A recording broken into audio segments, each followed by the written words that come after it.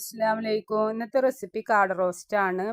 അടിപൊളിയാണ്, ഈസി ആയിട്ടാണ് ഞാൻ ഉണ്ടാക്കുന്നത്. അപ്പോൾ നമ്മൾ ആദ്യം പാന് വെച്ച് അതിലേക്ക് വെളിച്ചെണ്ണ ഒഴിച്ചതിന് ശേഷം പട്ട, ഗ്രാമ്പു, ഏലക്ക, പെരിഞ്ജീരകം, നല്ല ജീരകം അത് നന്നായി പൊട്ടിയതിന് ശേഷം നമ്മൾ സവാള ഇട്ട് കൊടുക്കുക.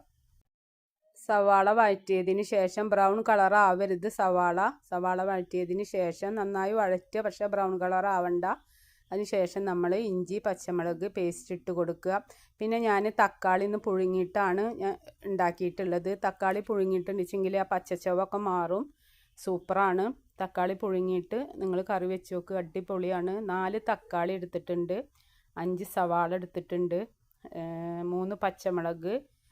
പിന്നെ നമ്മൾ ഇതിൽ ഇട്ട് കൊടുക്കുന്നത് 1 ടേബിൾ സ്പൂണ് മുളക് പൊടി, 1 ടേബിൾ സ്പൂണ് ഗരം മസാല, പിന്നെ 1/4 ടീസ്പൂണ് മഞ്ഞൾ.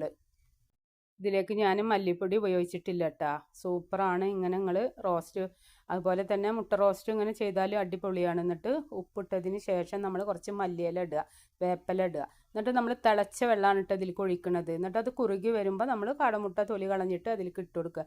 ഇന്ന് ഞാൻ ഇതിലേക്ക് നമ്മുടെ ബ്രേക്ക്ഫാസ്റ്റിനാണ് ഇതിലേക്ക് എടുത്തിട്ടുള്ളത്, പൂരിയാണ്.